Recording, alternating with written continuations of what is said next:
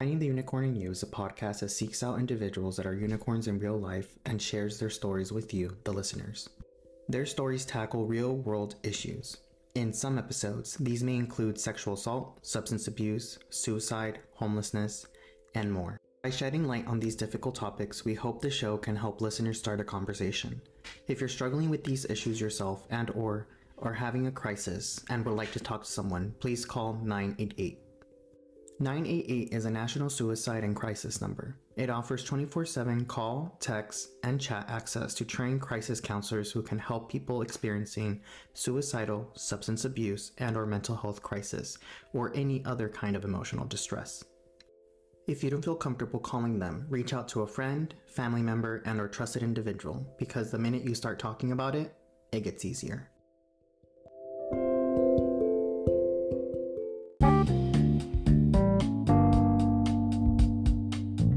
Hello. Today's a fantastic day to inspire lives. My name is Jaime G Raygoza, and welcome to Finding the Unicorn in You, a weekly podcast and where we help individuals discover their inner talents and skills to separate them from the rest. Our goal is to inspire you to find and connect with your inner unicorn. I hope you enjoy this week's show. For today's mindfulness exercise, we're going to sit with your pet. If you have a pet, or if you don't have a pet, if you have a stuffed animal, just bring it next to you.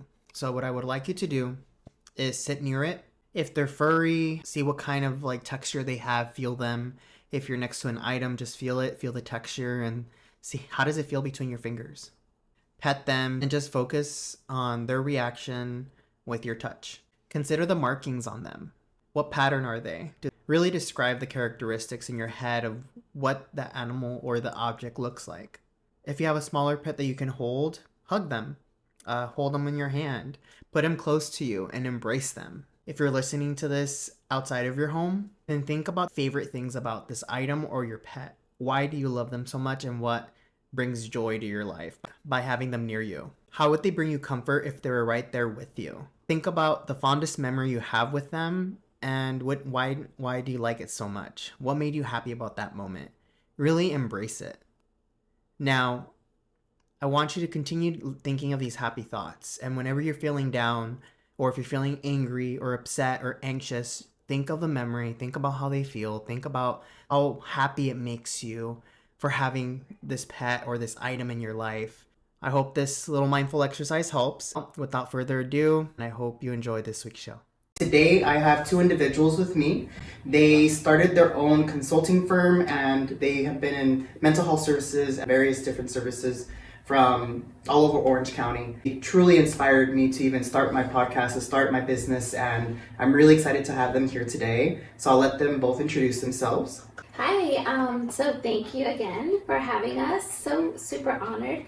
My name is Yvette Nunez, and I've done a little bit of everything, but I think primarily I'm known for my work in the community. I've been doing work in the nonprofit sector for almost 12 years. Everything from home visiting, early childhood is my forte, and then I'm also an adjunct faculty at Santa Ana College, and I will pass it over to my partner. Once again, thank you, Jaime, for having us. It's a real honor, real pleasure to be here.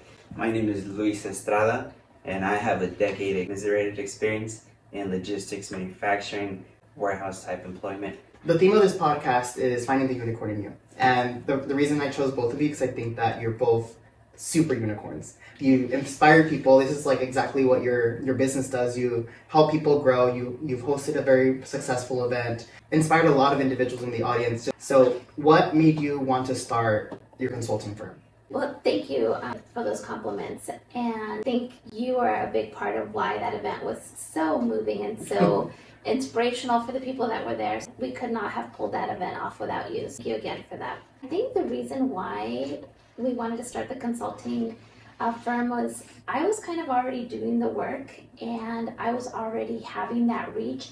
But sometimes, obviously, when you are committed to a certain company or you are tied to a certain job description, it's kind of hard to kind of get out of that box. Being able to really contribute to a firm where you are able to pick the name, where you're able to choose the individuals you want to work on, where you're able to then bring your own technique and strategy and apply it and see what it's going to be like, I think it just took on a different meaning. I think you kind of just had to let go of that fear of being comfortable with wanting to be tied to an organization or a job title and say, yeah, I'm doing this already. I can just do it on my own. Being able to, one, choose a name, and when we were thinking about a name, it's, what do I want for myself, or what do we each individually want for ourselves? And I think we each wake up every day with the intention that we're going to get better, and the goal is to continue to reach that next level, because there's always going to be another level. And so if I'm able to support somebody and catapult them to that next level, I definitely feel that that is my true mission, and that is the essence of who I am at the core, is to be able to help those individuals achieve that. So that's for me why it was, and I think he definitely played a huge role in kind of just giving me that nudge, because I was very comfortable just saying like, oh, do you need help? I'll do it for free. Oh, you need help? I'll do it. And he said, there's value in what you're doing. Now make a business out of it.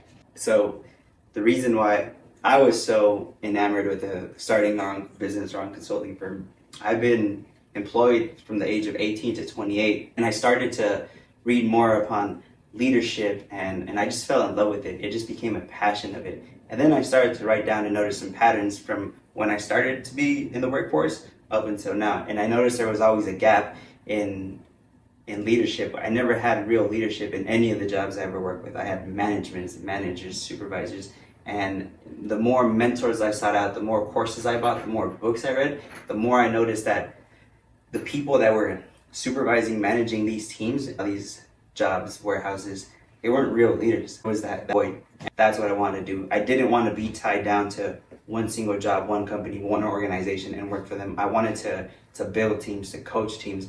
I'm passionate about leading, about hiring, about onboarding, about training, about mentoring. That's my biggest passion. Really great. So why decide to open up your own firm when there's already like other consulting firms out there that you could have easily overqualified to go in and saying, I'm gonna just join your team? Made that fire, that passion in you, I'm gonna be a business owner, I'm gonna do this for myself, and we're gonna set our own mission, our own vision, and make a difference. I think definitely that would have been the very easy route to do that.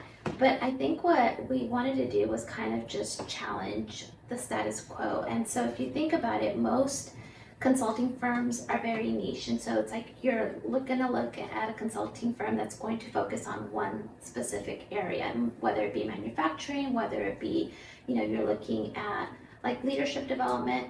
However, what we wanted to do with YNL Consulting, which stands for Your Next Level, is we wanted to really bring what we did in our area of expertise to this intersection that maybe most people hadn't thought of before. It's bringing information from education, early childhood, and all my background and years of work in the community and experience with the parent-child interaction, and bringing it to an intersection of maybe manufacturing or warehouse working, where you have individuals there that are having families, that have children, and they're coming to work. Unless things at home and they understand what's going on with their kids, they're not going to be as productive. Again, we definitely wanted to kind of bridge that gap and kind of in essence be a unicorn, quote unquote, of the consulting world, because I feel like right now there's so many different types of consulting firms, and we wanted to just be a little bit different, kind of merging these two areas of expertise and being really innovative and intentional about the way that we do it. Yeah, I didn't want to be tied down. I didn't want to play by anyone's rules. I wanted to come in and form our own rules, how we want to create, how we want to. Actually, one of our core values is creativity. And I feel that it would have been easier to just go apply for a consulting firm when we get a job, but we'd still be working for someone and not be able to fully create 100% passion like how what we want to do. And mainly, as Yvette touched on, there are consulting firms that specialize in certain niches, but with us, I think the main differential component is that, for example, as we grow and as we scale, if there's a person that loves IT and only wants to consult IT services, cool, come with us and you only go and find IT contracts. If there's a person who only wants to work on sales and consult sales teams, that's fine. There'll never be that barrier where I'll come in and she'll come and tell anyone, hey, we have a leadership contract with staff development. You have to come. It's not your passion, it's not your skill set. We're not going to force you to learn it. I wouldn't want you to learn it. I want you to just be happy, work, and just do what you love. And that's how that started. Create a safe space for people to do what they're innately passionate about, and then to basically solve other people's problems in the making. That's really motivating. For individuals that want to potentially sign up for your services or get a contract with you, how can they go in that route? And then what kind of services do you offer that they can at least get started with? We have a website, so they can definitely look us up on our website, and that's at www.ynlconsulting.com.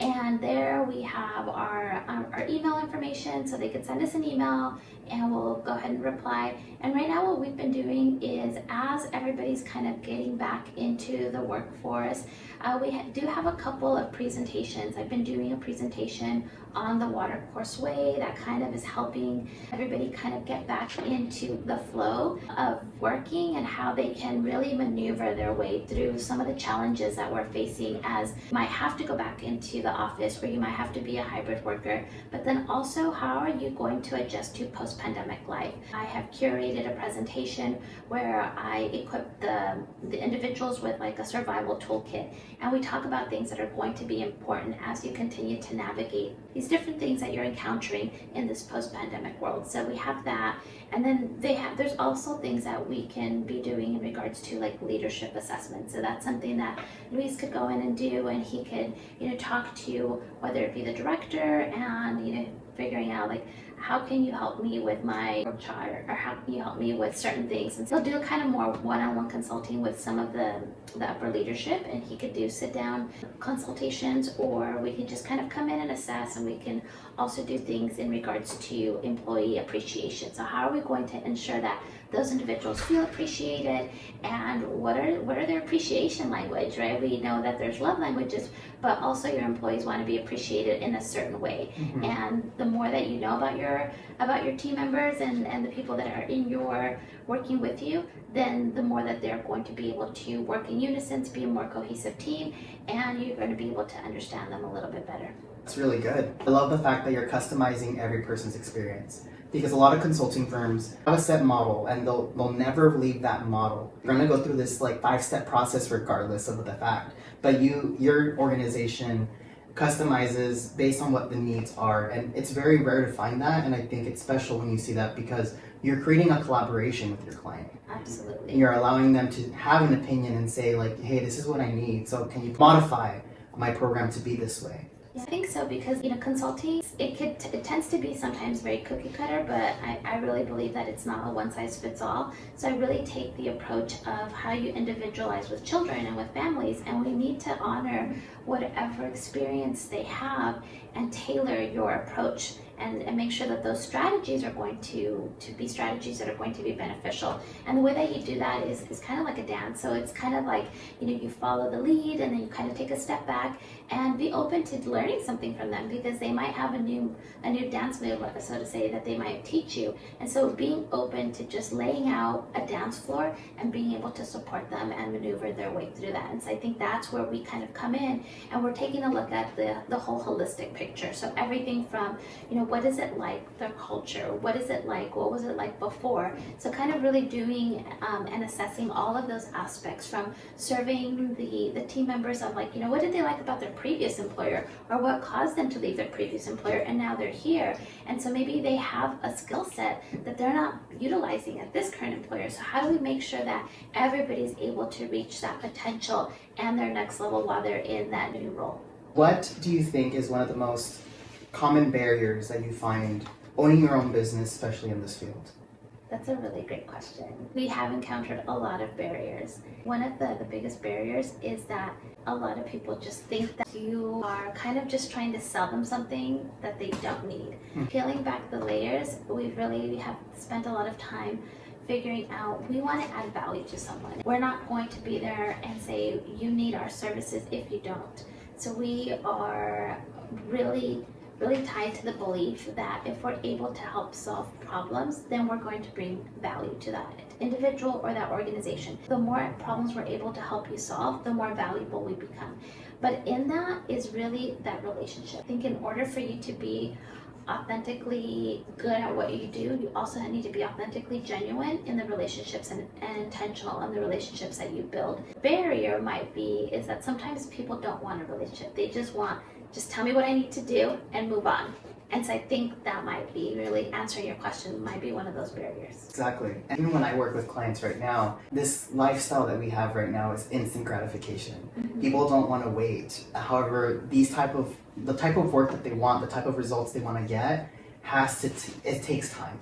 It takes practice. It's about when you go to the gym. Go work out really hard that day, you come back home, you see yourself in the mirror, nothing. You go to the next day, same thing, nothing. A week passes by, maybe you see something, but you're not going to see it until months later. Right. It's definitely a delayed gratification, but people don't have the patience for that. What advice do you have to people that are going through the process, that are working with you or will work with you in the future? What advice do you have for them on how to be patient? Oh, that's a really great question. Because I think for one, patience is definitely, patience is a virtue. And I think sometimes, what stands out to me is a proverb from the Tao teachings, and it says, "Those who stand on tiptoes are not stable, and those who run fast don't go far." With that, sometimes we're not patient and we want to go really fast. But what's going to happen is we're going to burn out, or we're going to go so fast that we might not be able to stop when there is a barrier. And when we're on tiptoes, we're not stable. So even though we're trying to say yeah, we got it, we got this taken care of, it's going to be so much easier for us to stumble and fall. Remembering those words is just to remember to just go slow. And that's something that I personally have been working on, because I know one of the questions that you said you were going to ask us is what characteristics do you see in other people that make them a unicorn? And I think people that are extremely patient are able to kind of just have the patience to see something through. I think that that's a really amazing characteristic. And it is really hard when we're in a society where we don't have to wait for our Starbucks and everything gets delivered to our door. And we can be a whole season and binge through it, and we can skip over everything. There aren't any more commercials, and it's so instant gratification that we forgot how to wait. And I think the practice that we could get into is do things where you have to wait, and that'll help teach you patience. Sometimes you need to practice what I preach to, because I always tell people you need to be patient, you need to wait for things. The good things come in time. But then I was talking to my friend earlier today, and I'm talking about something that I'm working on, and I was like, I just want it now, I want to see it. And she's like, what happened to patience? What happened to this whole podcast you talked about patience? And I was like, sometimes it's hard for us to take our own pill of advice. The thing with patience, at least for me, it's my whole rule on patience is be patient with the outcome, with the reward, but don't be patient with the action, with the work. Do the work daily. Like you said, it'll come to you, not if you don't go and work for it and do your part. For example, with the consulting firm, I'm willing to eat shit for the next decade and not see an ROI. And that's just me being patient, me being dedicated to the firm, to the goal, to the bigger goal, to the macro vision. But I'm not patient in the work that I do. In terms of client basis, give you an example. Sometimes a client will know they have a culture problem. Right? Okay, I have a culture problem. Fix it. Well, as you know, it's not a 1 or 2 week fix, or you're not going to see results. It's a 4 to 5 week process. Why? Because we have to go in, assess, first of all, what kind of leadership material are you training your team? Are they servant leadership, transformational leadership? Do you have any EOS systems implemented? Was there a toxic culture to begin with from their backgrounds? So it's a whole assessment process. It's a very fine line convincing a client to be patient with the process. It's a parallel process. It's a dance. So what you want to do is you can't promise anything up front, because you really don't. It's not going to take 2 weeks. But what you can do is make small, minute changes that they can see instantly. Implement, if they don't have group activities, implement a meeting. Implement 2-word check-ins. That's those little tactics. Those are instantaneous, and then progression overload. Completely agree. And there's 2 thoughts that came with this. One, it's different to make change in an individual than it is to change an institution. Institutions take twice as long because people have ingrained habits, and it's going to take a long time. Not only that, everybody has to buy in order for the change to be effective and actually occur. If you have at least one leader who's not buying in, they're going to retain the old habits and they're going to reinstate it. As people phase out and in, they're going to reintroduce those old bad habits. Every single person in the agency has to be buying into what the change is in order for it to be effective. And then the second thing I wanted to say, when people are working towards something, you have to remember your intention. Like you said, if you want something fast, it can be really easy for us to say, I'm going to open up my own business because I really need money right now. I need to pay things. So I need to go, work really hard. Your business is probably going to thrive because you're putting time, the effort, you're doing the formula that it needs to thrive, but your end goal is money. It's not longevity, and it's not making your business thrive and making the change. Even if you're doing it if you're doing something right for the wrong reasons, you're gonna end up with the wrong results. So you're gonna end up money, and then your business is not really gonna do what you want it to do. So if you want a business to inspire people, to change people, then you need to go with that effort. And like you said, even if you're eating shit every now and then, not really making profits, not really working, you're setting a strong fixture that will be long-standing and will continue to thrive in the future. And then all of the money and all of the fame and everything else that comes with it will start following through.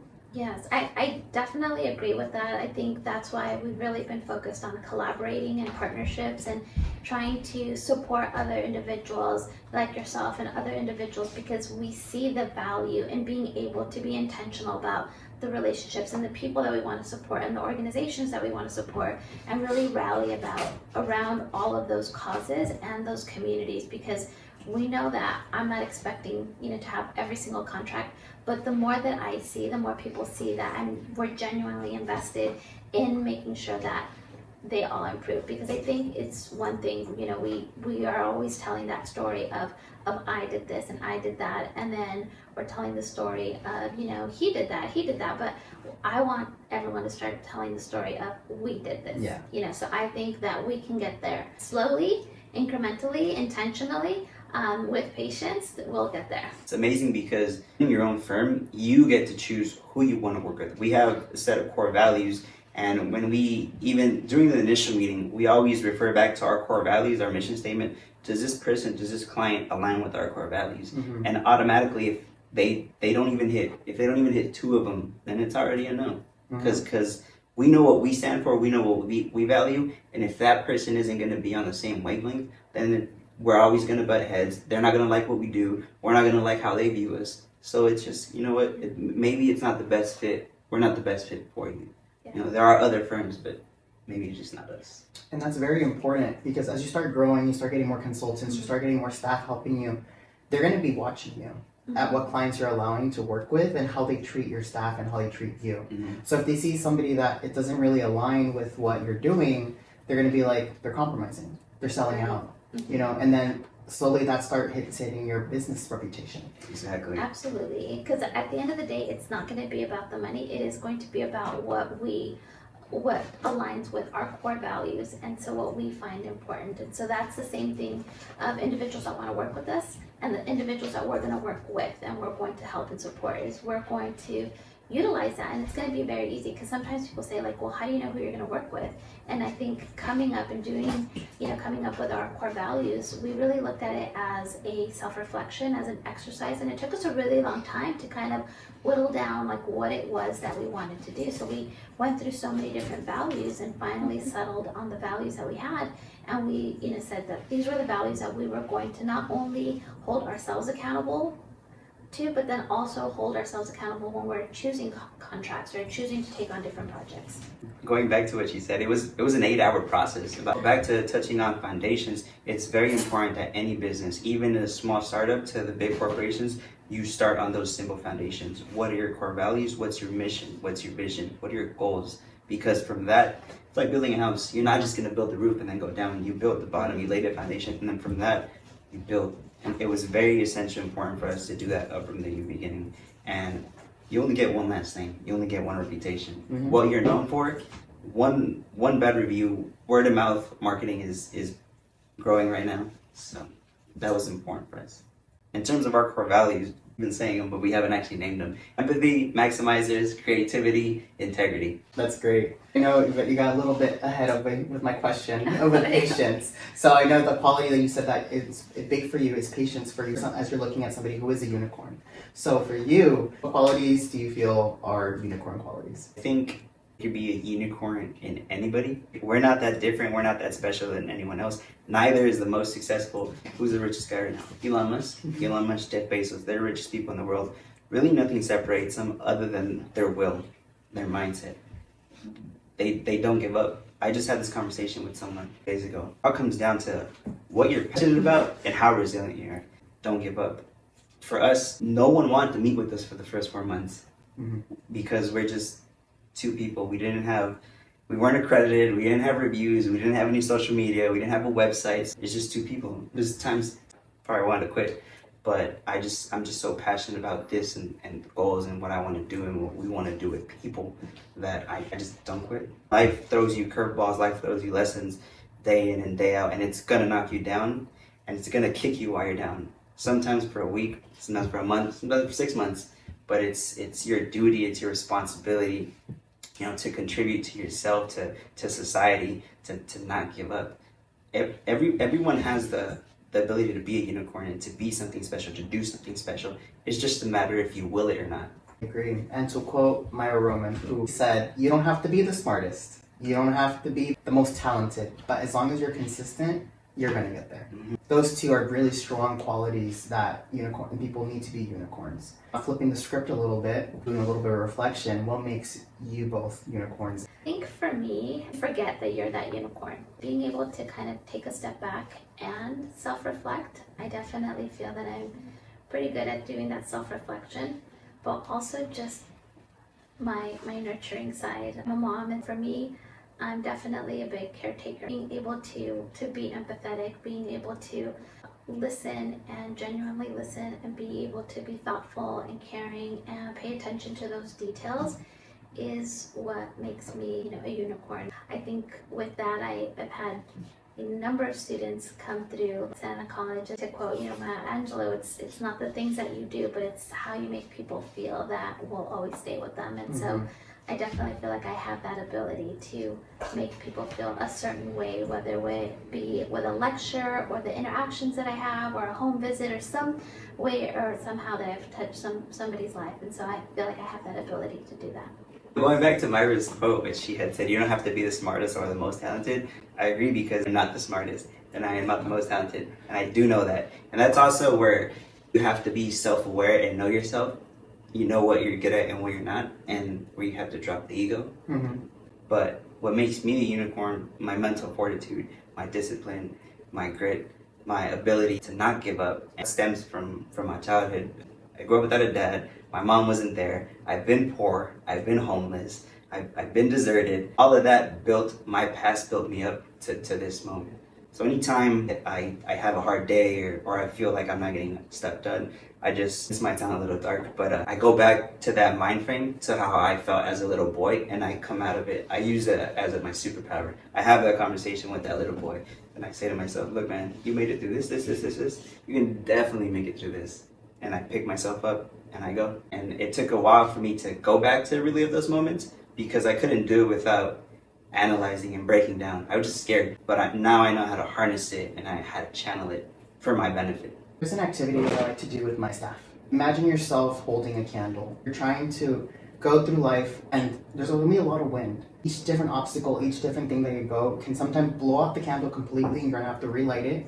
Or it might start shifting to the point where you get really anxious and depressed because fire is going out. As you start going through life, you're going to have people start giving you pieces that you need to start encasing your candle so that it makes it strong against the wind, strong against the barriers. So somebody will give you the frame of your lantern. Now you have something to hold it with so it doesn't hurt your wrist as much. As you keep growing and going, somebody will start giving you a glass to put on one side. So at least you know whatever hits you on that side, you're gonna be safe. And then somebody will give you a front glass, a side glass, until the whole candle is encased, and now because of the prism that's in, it shines even brighter than it was before. Remember who gave you the pieces, how did you gain those experiences, so that then you can appreciate where you are now. And just looking back, is showing you, look at where I am now and where I started. And it's full circle. I used to always think that crippled me or that didn't enable me to succeed or to inspire people or to help people, to lead people. But like you said, I realized that what ailed me, I realized that I prevailed over it. And that's my superpower. That's anyone's superpower. You know, the things that you think hurt you the most are really what makes you the most impactful, the most qualified. And they say that the people who are hurt the most are the ones that help the best, because you want to avoid others to feel the same pain. You want to have them not go through the same struggles that you are. So that's why sometimes we're so passionate, and it can be a little aggressive sometimes. Yeah, because you're like, I really want you to pay attention to me because I know you're gonna fall in that hole, and because I fall in that hole. But sometimes passion can be miscued, and people are like, you're doing it for the wrong intentions or whatnot. But I completely agree. I was homeless when I was young. When I came out, I ended up living in my car for like about 3-4 months. It replays in my head every single time. There was a time where I didn't have enough money for gas or anything. So I went behind a McDonald's dumpster and I just started fishing for food. I was eating half-eaten Big Macs and opened up a box of chicken nuggets, and there was like maggots, and I was like, I'm really hungry. So I just brushed them off and I ate it, and like I had to go through months of therapy for that. It's like I had such an unhealthy relationship with food because of it. And you will never ever shy away with an experience with food because of money. So because of that, you end up wanting other people to be better. You don't want them to go through that route. I became super protective of my sister because I never want you to be where I'm at. I want you to be able to be bigger and better. If you're ever struggling, call me, text me. Because of that, I'm super protective of my friends and the people that I work with, because I never want people to reach that low and sidetracked. Thank you so much for sharing that. Definitely very brave of you to just share that and open up. And so thank you for allowing us to hear some of those stories. Yeah, thank you. Going back to the McDonald's story, that I have a similar story, but with Carl's Jr. I call it the chicken sandwich story. And she heard it about once or twice, but she always tears. You don't understand if you've never been homeless, if you've never had a roof over your head, a car to sleep in, then you don't know what that does to your brain. I remember when I was homeless, I didn't have any money and I was so hungry. It was like midnight. I was walking by a Carl's Jr. and I was starting to look for change just to get a chicken sandwich. They were $1 back then. I think I got up to like 50 cents. I couldn't even afford it. And I went up to the window. I remember this cashier, she was so nice, so sweet. I said, excuse me, I want a chicken sandwich, but I only have like 50 cents. She's like, dude, don't worry about it. She gave me 2. She's like, keep the money.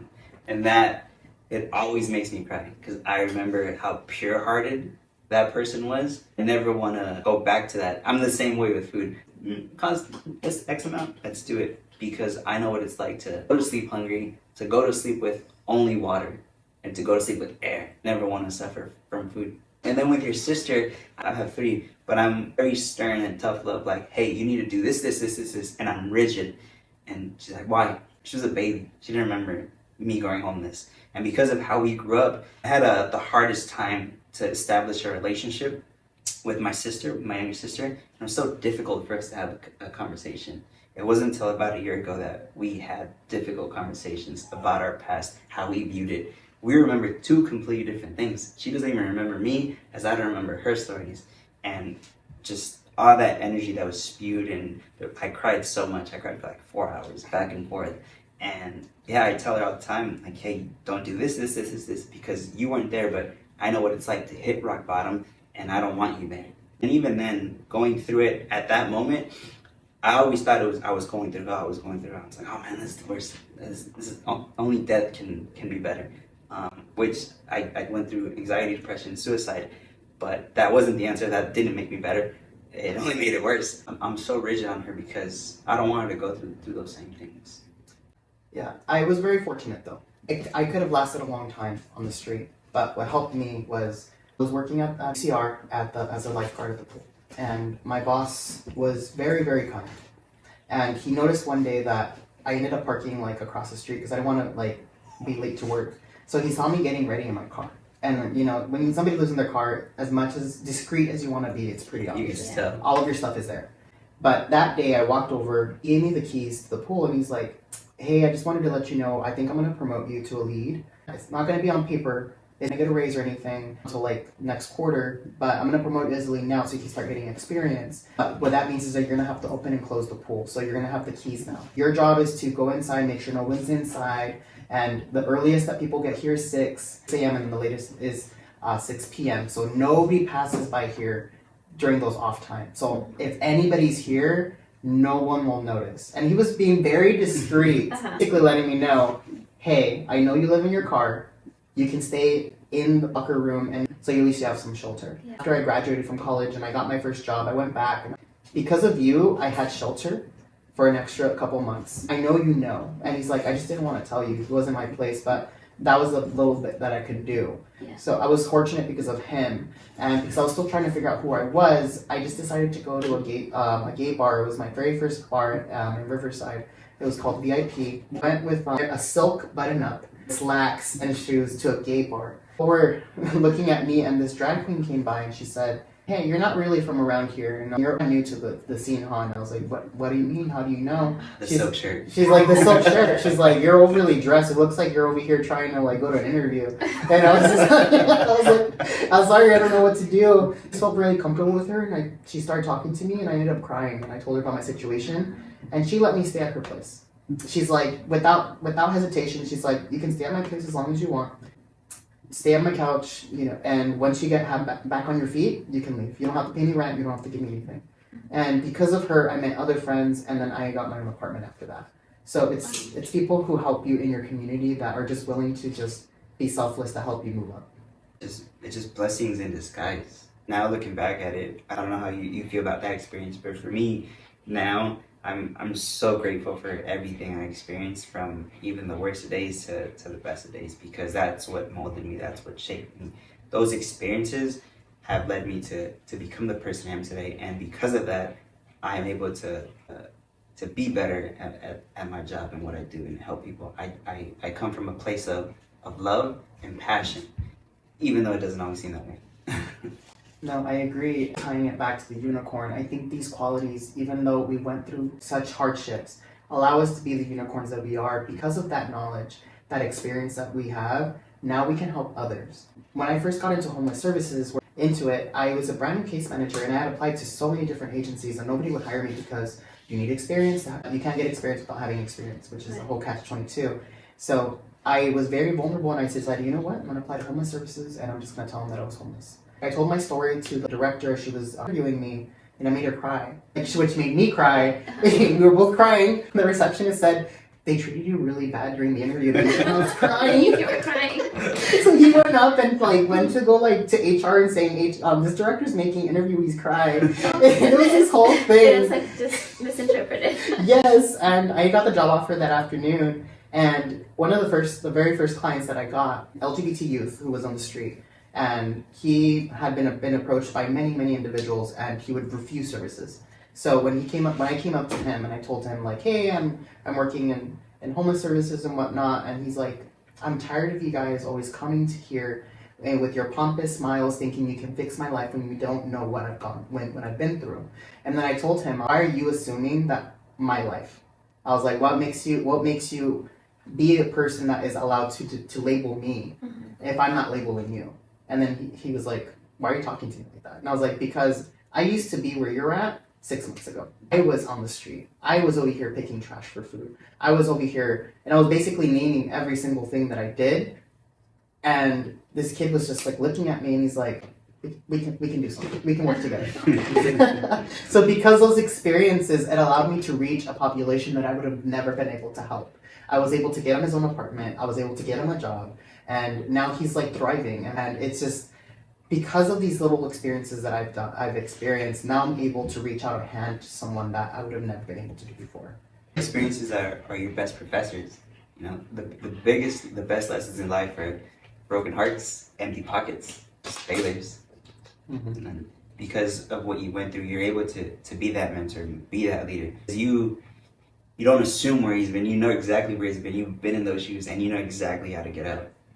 And you can apply the same thing. You can apply it, tying back to business. There's this gap, and because of what you went through, you can bridge that gap a lot quicker. And where you're at in terms of consulting, same thing. You know what problem exists. So the goal is bridge that gap quicker. Mm-hmm. And I think the only thing that I wanted to tie in is just, I think the characteristic that I hear that is like thematic in this conversation that makes us all three unicorns is that we're able to have that connection and create those connections based on our past and not letting our past define us, but utilizing and leveraging our past to create more connections, to inspire and to help all those other individuals, reach their next level, like you did with that youth, like you're doing now with your team and with the people that you're working with in your consulting firm. So I think that that's something that sometimes it goes unnoticed, but I just wanted to bring that up. Great. And all three of us are unicorns. Without a doubt. I'm talking about unicorns in the room. Who are your unicorns that inspire you to be the people that you are today? I think for me, definitely that has been my daughter Celeste. She, from the moment that I found out that I was pregnant, I knew that it was going to be a girl. I knew it was a girl, and I already knew her name, and I would dream this little face. And every day she inspires me. I don't want to cry, but every day she inspires me. She helps me to be more patient. I do, and I work as hard as I can because of her. She's a unicorn. I wish I had something cool like that. Honestly, anytime I hear a story like yours, that's what fuels me. That's what drives me.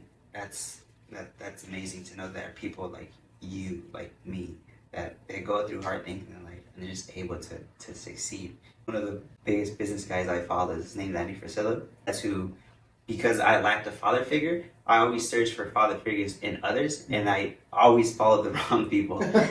Always followed the wrong men.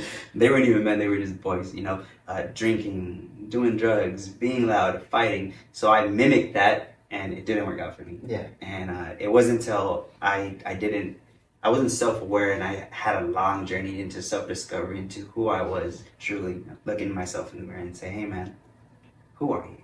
And it took a lot of layers peeling back that onion. But I'm finally happy with who I am, and honestly, it's gonna sound pompous, but one of my unicorns is myself. I'm proud of me. You have to be some. I look in the mirror and I'm like, dude, like, you made it, and you're still going. If you don't inspire yourself, then you need to look in the mirror a little bit harder. Oh yeah. But I've never heard. I've always wanted for someone, a male, because I don't have a dad, just someone to come up to me, specifically a male, to tell me, hey man, I'm proud of you. I never got that. So I was always chasing that from male figures in any of my jobs, and I didn't realize that till about a year ago when I went sober. That's what I wanted. For my male supervisors or managers or GMs or whatever to say, hey Luis, I'm really proud of the work you're doing. I never got it. I say it to myself and I do it now. And now I hear people texting me or DMing me like, dude, like what you're doing is amazing. Keep it up. I'm proud of you where you want. Thanks. I needed that 10 years ago. Thank you. It's never too late. Yeah. And if you have one piece of advice to tell people to reach their inner unicorn, to be able to thrive in whatever problem that they're having at this time, what piece of advice would it be? I think for me, it would definitely be that impact player. It's sometimes having to do the things that you're not told to do. So even though you think you have to do this, you have to do that, sometimes it's doing the boring things, the mundane things. Get used to just doing those hard things, and that'll make you that impact player that you want to be. My advice would just be, whatever dream, passion that you want to accomplish, it doesn't matter how big or how small it is, just do it, because you don't want to get to the end of your life, whenever that might be, and you're laying on your deathbed, and the one thing that you're always going to remember is that regret. You don't want to have that regret. Hey, I'd like to play piano. What if I would have pursued piano? Hey, I really enjoyed photography or podcasting. What if I had started my own show? What would my life have, especially with all the young people now. Do as much as you can while you're young. If you're gonna fail now. You can always go to school when you're 24, 25, 26, 27. You can't take chances like that as you grow older, especially when some people have families, kids, bills to pay. So when you're older, the risk management is a lot heavier. Sounds cliche, but just follow your passion and just don't give up. Well, thank you both for all of the wonderful tips and the golden nuggets you gave today. Appreciate you both for being here and allowing me to interview you. I think this has been a great experience for me. If people want to follow you on either social media or, like I said, want to reach out to you because they're like, hey, I want them to be my consultants. How can they reach you? So I think if you want to look up our website, it's YNL Consulting. So you put it into the Google search and we'll pop up. Now we don't have a business social media, but they could follow our individual on LinkedIn, Yvette Nunez, or my Instagram is YNunez8. On all the social media platforms, my handle is _Luis Estrada. I'm on TikTok, Instagram, Twitter, Facebook. I'm omnipresent. Perfect. And once again, if you like this content and want to hear more, feel free to subscribe to the podcast. And as always, every episode will be launched every Friday. Thank you so much, and I hope everyone has a great day today. Thank you. Thank you. Thanks again for listening to Finding the Unicorn in You. I would like to ask you to do 3 things for me. If you have enjoyed this episode, or if you are enjoying listening to this podcast, hit the subscribe button and share it with a friend. I have a lot of great guests and content that are coming up in the future, and I don't want you to miss a thing. 2, if you have any comments, suggestions, or feedback that you feel would make this podcast better or more engaging, or if you would like to be interviewed for a future episode, feel free to shoot me an email at raygozaconsulting@gmail.com. Lastly, if you like this podcast and would like to support it, we are accepting any donations to help sustain future episodes. There is a link in the description of this episode. Feel free to click it and to donate anything from a cent to your heart's content. All donations are truly appreciated. Thank you again, and see you next week for next week's show.